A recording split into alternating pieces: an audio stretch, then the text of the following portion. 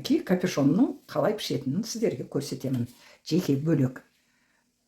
Ол үшін бізге мынандай матаны алып, қазір мен сіздерге сызып көрсетемін. Мінекей, мына жерден бүйтіп сызып аламыз.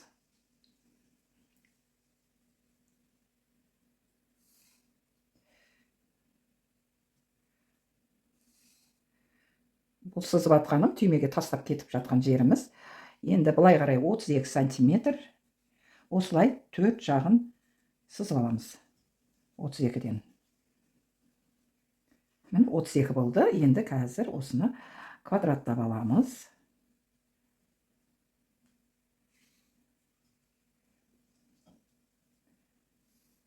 Мені квадрат сызып алдым. Квадрат сызып алғаннан кейін, егер көйлегіңізге дайын, лекалыңыз дайын болса, сол лекалдың алдын қоя салыңызға болады. Мені бүйтіп қойдым. Мына 2 сантиметр, мына жер 2 сантиметр, бұл түйме қадауға не замокқа. Мінекей осы жерде сызып аламыз. Мені сызып алдым. Енді артқы желкесі керек. Артқы желкесін біз былай қойып аламыз. Мені қойып алдық. Мені қойдық. Бұны біз мына жерден 2-3 сантиметр желкесін сызамыз ғой. Тура сондай қылып сызып аламыз. Мені осы жерге келді. Мені көрсеңіз, енді бізге жұмырлай салу керек. Мына жерден 5 сантиметрді алып, мынаның ортасынан мені бүйтіп қойып жұмырлап аласыз. Мына жақты осы желкесіне қосасыз. Мынаған қосасыз. Шопқа алсаңыз болды. Мінекей. И алдынан 1 сантиметр түсіріңіз да, 1 сантиметр түсіріп, солай сызып аласыз. Мінекей капюшонымыз. Кейін сіз киімге тіккен кезде, мынаусына келіп тұрады, мынаған келіп тұрады. Көрдіңіз ба? Арқасынан желкесі, сәл мына жерде тігісі болады, ортадан тігісі болады ғой. Мені осылай ала бересіздер. Бұл бір түрі. Енді екінші түрін көрсетем. Ол мынаны кесіп салатын капюшон. Екінші капюшонымыз ол цельнокройный дейді, бүтін алатын боламыз.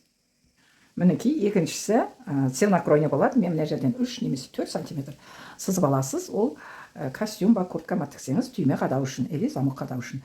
Сол жерге осылай қоямыз да, біз енді осыны сызып аламыз. Бүйтіп сызып қойдым. Алардың бәрін толық сызып аламыз.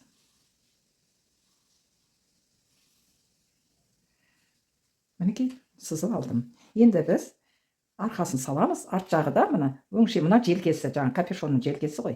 Осылай қоясыз да, сызып аласыз. Мына жеріміз біздің ортада сызық болады ғой, нерден бүйтіп сызық тұрады. Сол сызықтан 1-3 сантиметрдей болса жетеді. Өйткені ана пройманың несі. Мені енді қазір біз ағарай жалғастырамыз. Келесі жалғастыратынымыз біздің мына тұстан, осыны келген жеріне сызып аламыз.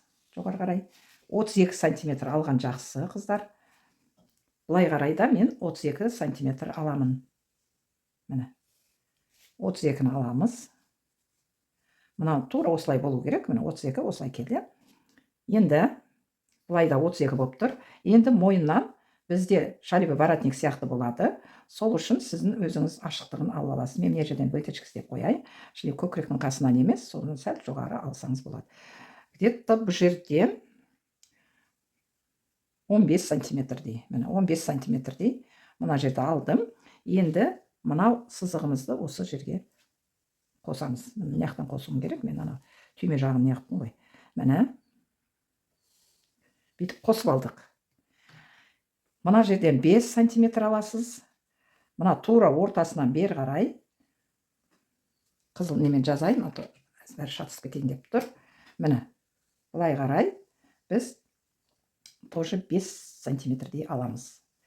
Міне, мынаның дәл ортасына бұлай қосамыз. Міне, қосып, міне, үстіп, и мына жаққа қосамыз. 1 сантиметр тігіске алуыңызға болады. Міне, бұлай келу керек. Міне, тура келді. Думалақ қып сызу керек, таяқша керек емес. Мына жерден 1 сантиметр алып, мынаны соған қосамыз. Міне, біздің қызыл немен көрсетіп тұрған капюшоным. осы қызыл сызықпаның мына жақтары кесілмейді, осы жерге шейін кесіп аласыз. Міне осылай кесіп аласыз. Мынау алды осындай бүйтіп келу керек. Бұлар бүтін болып шығады. Мынандай жерге түйме қадайсыз, или замок саласыздар. Міне көргендеріңіздей осылай істесеңіздер болады. Бұл да өте қиын емес. Көрдіңіз ба, былай 38, мынаны келген жерінен, бірақ мынерден запас алып отырамыз. Мына бұрыштан 5 аламыз, мына қарай 32, оны жаңағы мынау 15 сантиметріміз не жер болды ғой біздікі, міне 15 қызылмен жазып қояйын, міне осы 15-ке қоса саласыз. Сонда міне мына арқасындағы сурет сияқты бүтін капюшон болады. Бұл капюшонды сіздер не қылуыңызға болады, оңай үйренесіздер. Тағы біреуі бар, оған біз мына жерден еш нәрсе қоспаймыз. Мына жерден 1 сантиметр алып, мен оны көк немен көрсетейін әзір сіздерге. Мінекей, бұнымыздың арқасында шоп болады. Міне көк сызықпен келетініміз бүйтіп келеді, 1 сантиметр міне жері, сөйтіп маған қосасыз.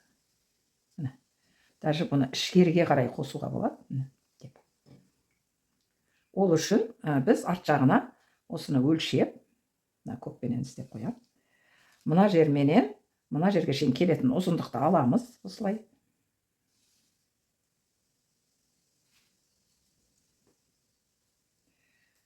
Міне мынаны өлшеп аласыздар да, сол өлшемге мынаны қоясыздар. Бұл 6-7 сантиметр болса жетеді. Мен енді 8 алайын, 6-7-міз аз ұқсап көрінетін сияқты, 8 сантиметр аламыз да. Мына басынан 1-1 сантиметрден алып, выточка сияқты 10 сантиметрден бұлай қоса саламыз. Міне.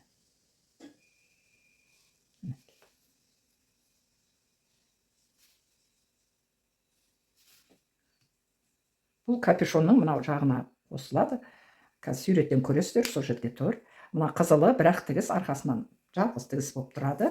Мына көгіміз бұл біздің арт жағына ортасына осылай қойылады. Мінекей, мұқият соңына шейін көріңіздер, ұнаса лайк басыңыздар, комментарияға жазыңыздар, рахметтеріңізді айтып, және де туған туыс бауырларыңызға жіберіп тұрыңыздар, олар да үйреніп алсын.